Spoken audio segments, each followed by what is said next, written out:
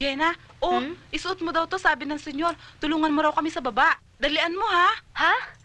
Hindi ko naman maintindihan kung bakit tinatrato ka ng ganyan ng senyor, eh. Sige, suot mo na to.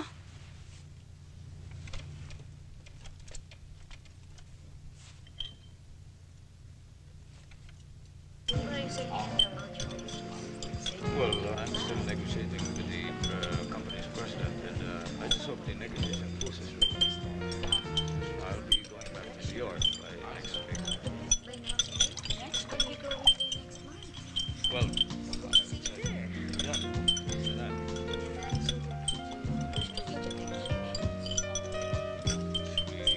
We're really having a hard time with this negotiation.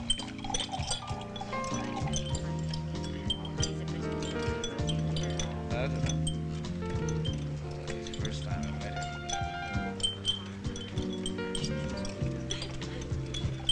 It's all right.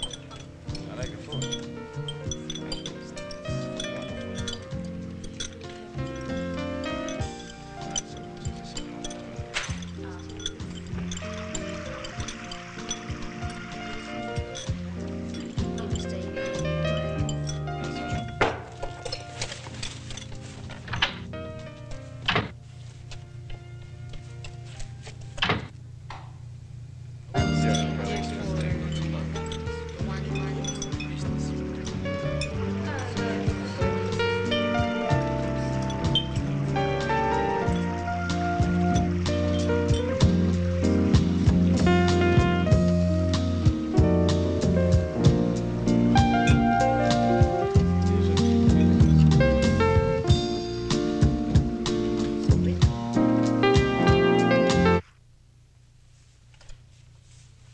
Ano ho ito?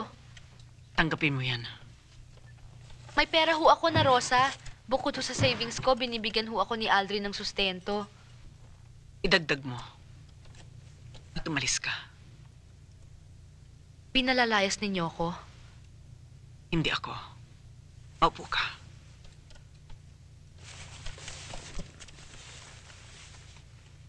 Ayaw kong nakikita kang sinasaktan at hinihiya. Kailanman na hindi ka matatanggap ni Senyor Grego. Ang ibig niyong sabihin na, Rosa, kalilimutan ko na rin pati si Aldrin. Kilala ko ang matanda.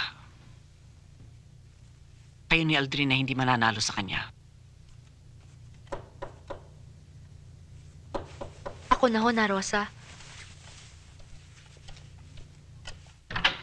Bakit ho, Aling Puring? Jenna, pinatatawag ka ni Senyor.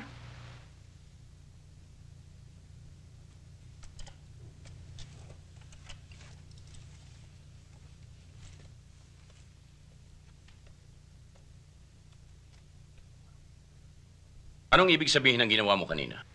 Hindi pa ho ba maliwanag ang kahulugan nun, Senyor? Naturuan ka ni Aldrin. Nahawa ka sa kanya. Nagre-rebelde ka. Nag-umpisa na po, Senyor. Impertinente! May karapatan ako. Lumayas ka! Vete a la porra! Dito ako iniwan ng aking asawa. Pag-uwi niya, kailangan dito rin niya ako matagpuan. Alam ko, Senyor, hindi ninyo ako matatanggap dahil dati isa lamang akong alila. Pero ngayon, isa na rin akong Griego dahil isang Griego ang asawa ko.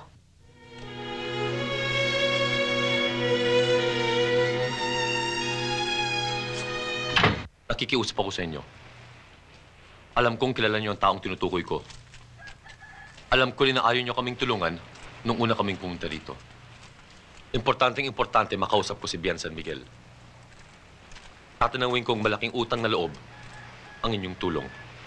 Hindi sa akin, kundi sa aking pasyente. Kay Bian nakasalalay ang buhay at kinabukasan ni Mabel.